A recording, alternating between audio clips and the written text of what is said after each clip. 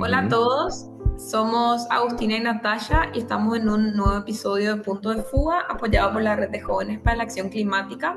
En el episodio de hoy queremos hablar de un tema sumamente actual y bastante preocupante, que es la bajante histórica del río Paraguay.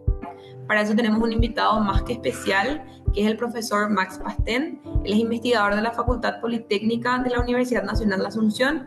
Además, es investigador en las líneas de variabilidad climática, cambio climático, modelación numérica del clima y sensores, entre otras. En estas líneas ha participado en estudios de variabilidad climática, estudios sobre el clima pasado y sus tendencias, y ha generado escenarios futuros del clima Paraguay. Así que, ¿quién mejor que él para explicarnos un poco más de esta situación? Bienvenido, profesor. Muchísimas gracias, gracias por la presentación y bueno, aquí estoy para responder a las consultas que me hagan. Bueno, sin más preámbulos, entonces arrancamos con nuestra primera pregunta, que es más que nada si nos puedes dar como un contexto de la importancia del río Paraguay y por qué debería preocuparnos este tema. Bueno, realmente el río Paraguay de por sí es uno de los principales ríos de la cuenca del Plata. El Paraguay está dentro de una cuenca grande que es la cuenca del Plata y creo que es el único país que está dentro, enteramente dentro de la cuenca del Plata, porque después está una parte de Uruguay, una parte de Brasil, una parte de Argentina y una pequeña parte de Bolivia, ¿verdad? Pero además, el río Paraguay forma parte de la hidrovía Paraguay-Paraná, que tiene mucha importancia para la navegabilidad para la región y ni qué decir para nuestro país, ¿verdad? Prácticamente el 80%, si no es más, del comercio exterior de Paraguay sale y entra por el río Paraguay. Además de eso, hay que resaltar la importancia que tiene desde el punto de vista ambiental el río Paraguay, ¿verdad? Toda la flora y fauna que, digamos, está en el entorno del río Paraguay, desde el Pantanal, bajando por toda la cuenca hasta donde se une con el Paraná. Y bueno, y dentro de todo de ese sistema, hay una cantidad de ríos afluentes que también interactúan con el río Paraguay. Y bueno, y toda la población que en cierta forma también depende directamente del río Paraguay, que son la parte de la pesca, y también gran parte del sector agrícola, ¿verdad? Entonces, sin lugar a duda que el río Paraguay es un punto vital para nuestro país. Súper, justamente con Agus estábamos hablando de eso, que parece que la gente no le da tanta importancia al río y a su sequía, porque de repente cuando hablamos de temas ambientales pensamos así en los incendios, pero no vemos la importancia que tiene algo como el río para nuestro país. Y entonces también hablando de eso, queríamos preguntarte cuáles son las principales causas que llevaron a esta bajante histórica que ahora estamos viviendo en los últimos meses. Y si es que nos puedes explicar más o menos desde un contexto regional al más local.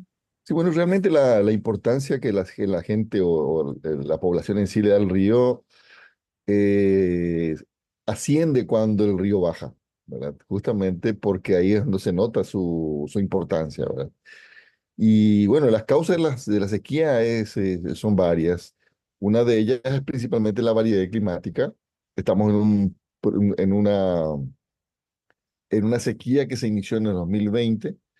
A finales de 2019 comienza el déficit de precipitación. 2020, 2021, 2022 tuvimos dos fenómenos de la niña consecutivos que ocasionaron una sequía importante en la región que duró del 20 al 22, o sea, 3 años. En el 20 se batió el récord mínimo histórico en Asunción, si no recuerdo era menos 0,50.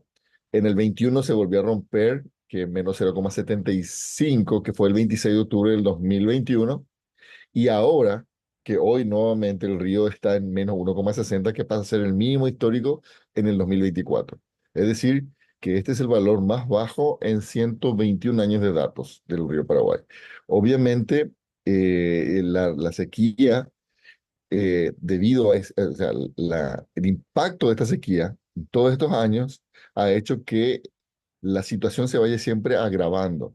Pese a que en el 2022, 21, 22, 23 tuvimos un fenómeno del Niño, pero que no trajo las lluvias eh, impo- que se esperaban en cierta forma, y el río no alcanzó a recuperarse y todo el ecosistema, obviamente. Entonces, seguimos con el efecto de la sequía y ahora nuevamente ante la presencia de una niña que se puede instalar ya nomás hasta el inicio del 2025 vamos a tener el impacto de esa niña, por ende la sequía por lo menos en lo que va del 2025 va a comenzar. Por lo menos la mitad del semestre del año todavía vamos a seguir con la sequía. ¿Qué tanto de esto es natural y qué tanto es provocado por los humanos? O hay también, o no se puede decir que los humanos hayan provocado algo de esta sequía. Bueno, desde el punto de vista climático, nosotros, o sea, digamos, los humanos no ocasionamos el niño ni la niña, ¿verdad? Claro. Es algo propio de la variabilidad natural del clima, ¿verdad?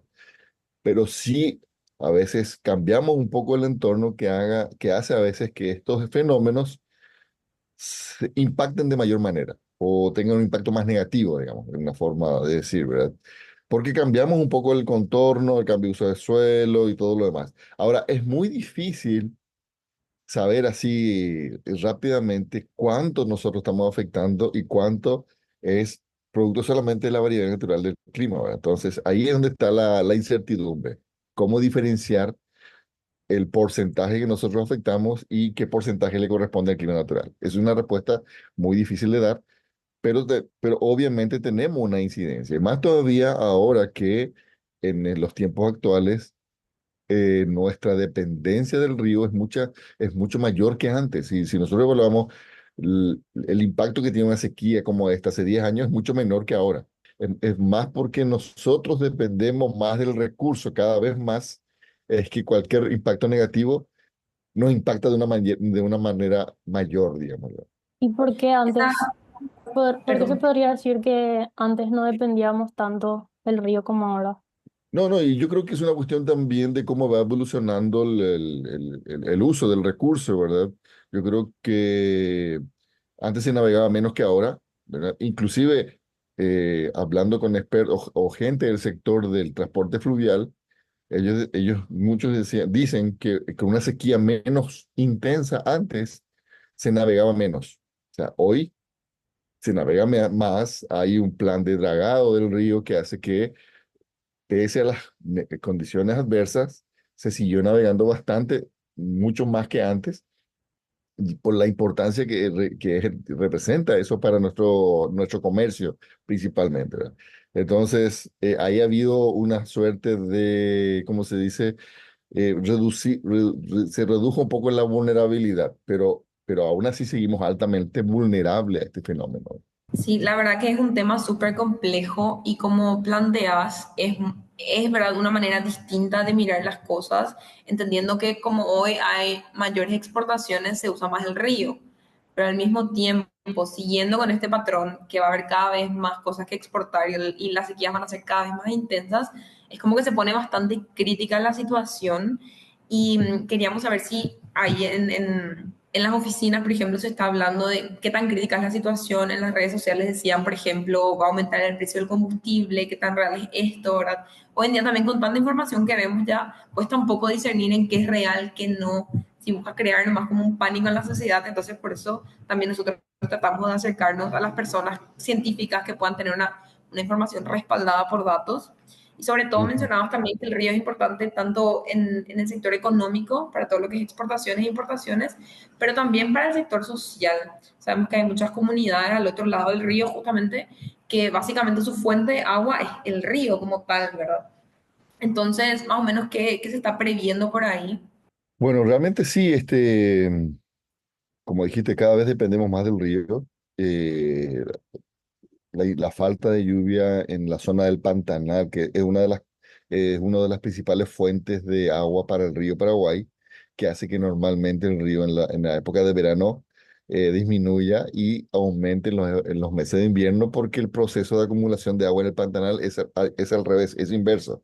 Se acumula agua en verano y libera en invierno. Entonces acá el río sube en invierno y baja en verano por, por el patrón de lluvia, digamos. ¿Verdad? Después, obviamente, el impacto social que eso tiene, ¿verdad?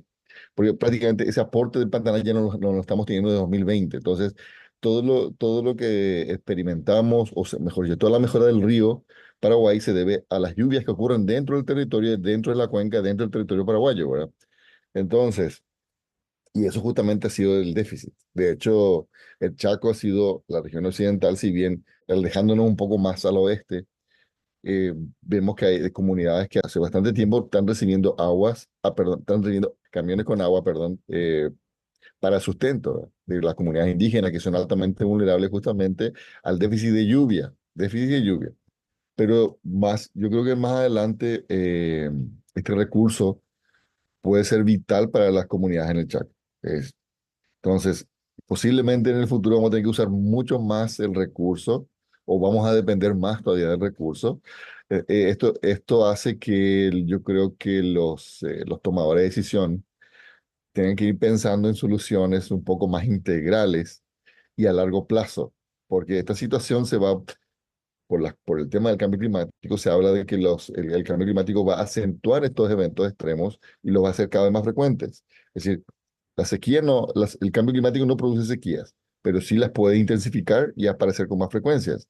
Entonces, esto podría hacernos a pensar en que esta situación se va a volver a repetir a corto plazo. Entonces, tenemos que ya ir pensando en el próximo evento. Hoy estamos reaccionando a la problemática. Después ya tenemos que estar preparados. Después ya tenemos que estar preparados qué hacer cuando se presenta esta situación. Y ahí entran las políticas de Estado, ¿verdad? Allí es importante justamente que se tenga en cuenta todo lo que está pasando hoy para poder prepararnos para el futuro. Totalmente. Y quiero dejar más claro un término. Bueno, voy a tratar, ¿verdad? El profesor dijo que el cambio climático no genera sequías y claramente está él en lo cierto, pero para explicarle nomás a la gente que nos escucha, que de repente es un poco seguir hacia una conversación entre nosotros, es que el cambio climático, claro, no se puede asociar directamente a la sequía, porque lo que el cambio climático hace, el profesor me corregirá si estoy mal, es en los patrones climáticos, o sea, genera un impacto en la lluvia o en los vientos y eso otra vez desemboca en sequías o en inundaciones, ¿correcto? Sí, sí. No, para no irnos lejos, ya, usando tu mismo razonamiento, hace poco se estaba hablando en España de la sequía terrible. ¿Qué pasó ahora? Una inundación. Murieron 100 Lo personas ayer. contrario, lo contrario. Exactamente, ¿verdad? Exactamente. Los eventos extremos van a ser cada vez más extremos. O sea, pasamos de una sequía a una inundación. Eso lo vimos ahora en España. Y bueno, esta situación entonces nos está enseñando que nosotros tenemos que irnos preparando. Es decir, que se nos está armando un escenario de tal forma en que nosotros ya sabemos qué podemos vivir en el futuro con más frecuencia. Entonces, es algo que nos va a servir como para prepararnos para el futuro. O sea, nos debería servir para prepararnos en el futuro. Si no hacemos nada, obviamente vamos a seguir sufriendo el impacto negativo de estos eventos climáticos extremos, ¿verdad? Sí, y ahí yo agrego nada más que los problemas ambientales, climáticos, es algo que no tiene fronteras. Uno puede decir, ah, no, la sequía o la bajante del río está sucediendo en Paraguay. Hay que entender, como mencionamos al principio, que es todo el problema de la cuenca. Brasil está siendo afectado, los otros países también. Entonces, justamente, eso también es una barrera, bueno, está un poco más abajo en las preguntas que tenemos, pero para los tomadores de decisiones, ¿verdad? ¿Hasta qué punto sirve que los políticos en Paraguay nomás hagan un plan cuando en Brasil, donde nace más o menos el río, no se está haciendo nada, se sigue deforestando, por ejemplo? Y mi pregunta acá puntual es, Paraguay entonces hoy en día está generando los datos necesarios para entregar, digamos, a los tomadores de decisiones y que ellos puedan actuar al respecto. Se puede decir que en ese sentido Paraguay está cubierto en la generación de datos. Bueno, datos siempre son necesarios, creo que entre mayor datos uno tenga, mejores decisiones puede tomar, ¿verdad? Pero el impacto sí se puede medir fácilmente. El impacto de la economía, en el aspecto social, es fácilmente medible porque se sabe cuánto se pierde en el transporte, se sabe cuánto se gasta en mantener el río navegable. Entonces, eso es más fácil cuantificar por el impacto. Entonces, yo creo que eso se tiene muy bien. Y se habla de que es una cifra que se maneja, que por cada dólar de prevención tenés 7 de ahorro en reacción, ¿verdad? Entonces, si nosotros nos prevenimos todos estos eventos, vamos a tener una reducción en la pérdida, que es lo importante, ¿verdad? Obviamente, cuando se pierde una vida no hay forma de recuperarla, entonces, esas son cosas que no tienen costo, que son inmensurables, ¿verdad? Pero bueno, basándonos en la parte comercial y el impacto que puede tener en la flora y fauna, sí se puede, en cierta forma, tener una idea de cuánto se está perdiendo, ¿verdad? Más o menos. La parte económica se puede tener bastante bien próximo a lo real. Y bueno, entonces creo que esa información ya puede ser muy útil para tomar decisiones en cuanto al recurso en sí. Y queremos también hablar un poco más de la parte del ciclo del agua y cómo esto influye para mantener el nivel del río. ¿Será que nos podrías explicar un poco más sobre eso? Sí, bueno, hoy en día se habla mucho de que el ciclo del agua se ha acelerado, es decir, que hay se evapora una mayor evaporación, por ende también tiene que haber una mayor condensación y los eventos como que se están acentuando, es decir, que ahora llueve menos, o sea, hay menos días de lluvia, pero hay lluvias más intensas. ¿Por qué? Porque la lluvia se concentra en menor tiempo. Esa es una de las cosas que se viene hablando, ¿verdad? Y bueno, y eso tiene una lógica debido a que la aceleración del ciclo hidrológico que se menciona en muchos documentos del IPCC inclusive, entonces por ahí creo que viene el tema de cómo relacionar el ciclo del agua con el impacto que se puedan tener, que se está teniendo hoy en día en estos eventos de lluvias tan intensas como lo que se vio ahora en España, ¿verdad? Donde había una mayor cantidad de vapor de agua y eso hace que haya una mayor cantidad de precipitación, ¿verdad?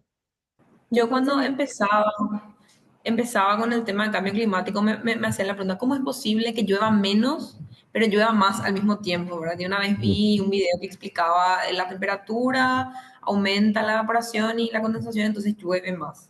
Y cuando llueve, siguiendo el ciclo del agua, ¿verdad? Esos tres pasos que nos contaste, cuando llueve se espera dentro de lo que es el ciclo del agua que el suelo y los cursos hídricos, digamos, vuelvan a recibir esa agua. Y mi Ujú. pregunta ahí es, ¿el suelo es el encargado de que esa agua se infiltre o son los ríos? Porque lo que yo me imagino, a ver, tratando de ser clara, es que si los suelos ahora están más áridos y el agua corre y cae a un río, es diferente a que esa agua se infiltre en el suelo o no. No sé si fue un poco complicada mi pregunta de entender para la audiencia, ¿verdad? Pero ahí el profesor nos va a aclarar. No, no, yo creo que hay que tener en cuenta que la lluvia, normalmente la que hace que la lluvia sea más efectiva, digamos, es la vegetación, ¿verdad? Si hay vegetación, si hay árboles, es decir, como que hay menos erosión del suelo porque las lluvias son atenuadas por esa barrera que es la vegetación, ¿verdad? Ahora, si uno tiene una lluvia directamente sobre el suelo, eso generalmente ocasiona que haya mayor cauces, el cauce arrasa el suelo y va llevándose todo por delante, ¿verdad? Entonces, ahí se tiene un impacto directo que podría asociarse a la deforestación, ¿verdad? O al cambio de uso de suelo. La palabra deforestación, pues, a veces es como un cuco así porque el productor la deforestación lo ve como un enemigo. Los países en desarrollo, Brasil, por ejemplo, la frontera agrícola crece cada vez más, ¿verdad? Porque es necesario producir más alimentos, somos cada vez más, ¿verdad?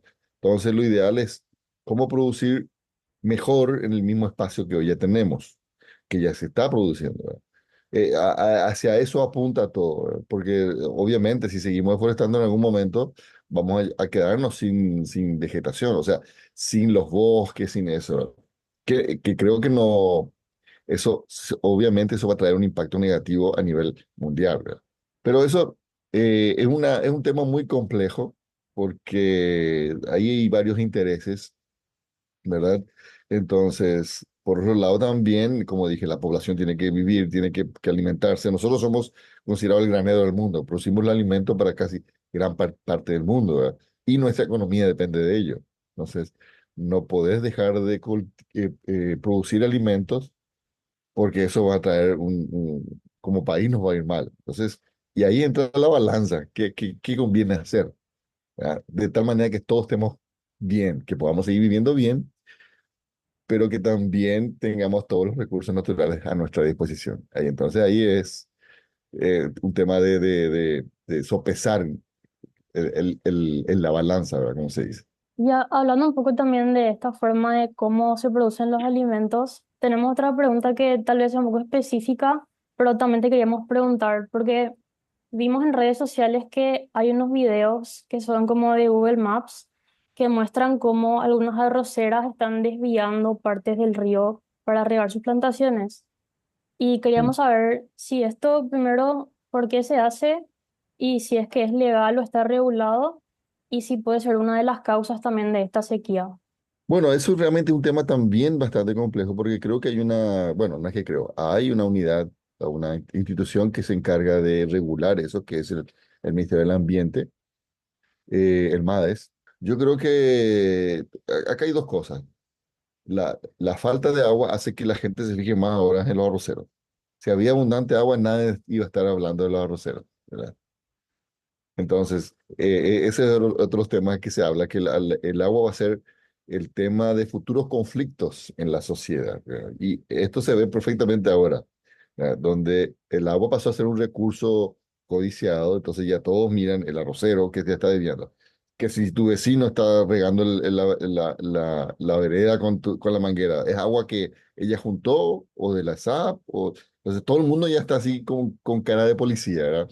Y mirando qué están haciendo con el agua. ¿Por qué? Porque el agua está ahora en un estado de falta o de déficit.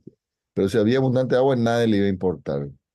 Yo no sé realmente el tema de vi varias imágenes de Google Maps de estas tomas de agua, pero yo no sé si son nuevas o siempre existieron esas, ¿verdad? Y ellos juntaron agua en la época cuando había abundante de agua, eso ya no lo sé. Entonces ya voy a hacer meramente suposiciones al respecto. Y yo no quiero hacer lo mismo que todos hacen. Ya los arroceros están desviando el agua y se lanza por las redes sociales y todo el mundo está en contra de eso, ¿verdad? Sin saber realmente cómo es la realidad de la situación. Yo creo que por ahí pasa. Tendríamos que saber bien cómo está la situación para después evaluar realmente si es así como están diciendo las redes sociales o no. Sí, justamente nosotros queremos ir indagando más. Ahí, por ejemplo, mencionaste que en un sistema de plantaciones de arroz ellos pueden, ¿cómo se dice? Juntar agua, colectar agua para después usar en otros momentos, ¿verdad? Por ejemplo, no teníamos en cuenta y creo que nos toca a nosotros también averiguar un poco. Nosotros con mis amigos ambientales estábamos hablando y tampoco tengo la respuesta correcta, pero creo que vamos hacia el lado de que es legal desviar el río, pero no está estipulado cuánto vos puedes desviar del río, ¿verdad? Entonces, en un escenario hipotético, que ponerle que hay 1000 arroceras y cada uno abre un paso de 20 metros de río, eso es posible que impacte sobre el recurso hídrico, porque ahí vuelve a la pregunta de que este es un recurso, no tengo la palabra específica, porque claro, se puede pagar por el recurso. Hoy en día Asunción, por ejemplo, paga por el agua, por el servicio de agua, pero al mismo tiempo es un recurso global, digamos. El derecho al agua y todas esas cosas que se hablan. Entonces ahí es que entra, nosotros como que no entendemos bien qué pasa, dónde pasa. Y nada, desde el contexto en el que el profesor nos estaba hablando, sí, podría ser una realidad que habiendo tantos desvíos del río, esto esté afectando de alguna manera. No importa si es una estancia o una comunidad indígena, no importa quién. ¿Sería posible ese panorama? Yo creo que sí, desde el punto de vista, yo siempre digo, hay que medir. La única forma de saber del impacto de algo o del uso del recurso es midiendo el recurso, ¿verdad? Si yo no sé cuánto tengo, ¿verdad? Yo no sé cuánto dispongo de ese recurso. Porque obviamente se habla mucho, o sea, no es que se habla, creo que la ley habla del caudal ecológico. Hay un caudal ecológico que tiene que estar disponible siempre, ¿verdad? Entonces, mientras yo esté por encima de ese caudal ecológico, no hay problema. Ahora, ¿cuánto es el caudal ecológico? Habría que saberlo, ¿verdad? Entonces, ¿cómo lo sé? Midiéndolo. Tengo ese valor y no sé si lo hay, si está eso en alguna institución, si el MAE lo tiene o otra institución lo tiene.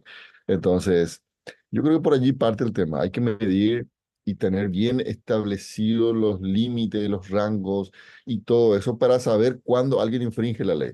¿Cómo uno sabe cuándo infringió la ley, verdad? Cuando sabe que ya está fuera del límite legal. Ahora, ¿cómo yo sé que estoy fuera del límite legal? Tengo que saber, tengo que medir. Es la misma cosa el famoso el test del conductor que bebió. ¿Cómo yo sé que estoy fuera de la ley? Es que me vengan, miden y sale, hay un porcentaje de alcohol, ¿verdad? Pero si yo no bebí, va a salir, será, vos estás bien, puedes seguir. Bueno, es la misma cosa yo creo que pasa con los recursos. Es un ejemplo un poco muy simplista, pero a lo que quiero dejar en claro nomás, por eso es importante medir, tener cuantificado la disponibilidad de recursos, hasta cuándo se puede usar y hasta cuáles son los niveles permitidos, ¿verdad? Súper, entonces nos quedamos con la tarea de indagar más sobre ese tema y Tata, nuestra periodista. Yo voy a leer nomás ya el resultado, por favor. Bueno, tenemos una última pregunta antes que se nos acabe el tiempo, es qué medidas de gestión y adaptación se están implementando para enfrentar esta situación. Nos comentaste, por ejemplo, el tema del dragado, si por ahí tendrías conocimiento si el tema se está tomando solamente a nivel local, o sea, a nivel nacional, o también a nivel de región. Mira, realmente desde el punto de vista de saber si se están tomando medidas o no, no sé mucho al respecto, pero sé que las instituciones que debían tomar medidas estaban al tanto de esta situación que se venía, esta sequía. Entonces, yo creo que tanto esa, que es la que tenía que es la institución que tiene que ver el agua, tiene un plan de contingencia ya en acción para el caso de el suministro de agua a la población, ¿verdad? Por ejemplo, el tema de la producción energética, tanto Itaipú como Yacyretá, ellos ya saben que ellos están midiendo normalmente, constantemente los niveles y saben cómo manejar esa situación, ¿verdad? Y así creo que cada institución, en cierta forma, tiene sus medidas de adaptación que tomar ante una situación, ¿verdad? O los planes de contingencia que tienen que tener en cuenta. La misma cosa en tu casa. Uno hoy en día creo que muchos ya compran los tanques, ¿verdad? Para tener agua acumulada cuando se corta, ¿verdad? Cuando se corta, porque si se corta y no tenemos agua acumulada, está frito, ¿verdad? Tiene que esperar que llegue nuevamente se reponga el servicio y todo lo demás. Y eso, si es una hora, tranquilo. Si es 2 horas, está bien. Pero si he visto, solo ver en las noticias que hay comunidades o barrios que a veces 2, 3 días sin agua, ¿verdad? Eso, de solo pensarlo, uno dice, igual, ¿qué puedo hacer 2, 3 días sin agua en mi casa? Es imposible, es algo que no. Para nosotros que estamos en la ciudad, es inconcebible, ¿verdad? Yo creo que la ESAP es una institución ideal porque ellos, por ejemplo, tienen que tener un plan de contingencia sabiendo ya que las tomas actuales podrían estar comprometidas.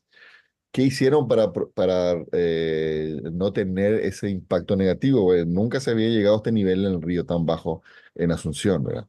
Y en otros puntos también. Entonces, obviamente, ellos tienen que tener un plan de contingencia para ese tipo de cosas.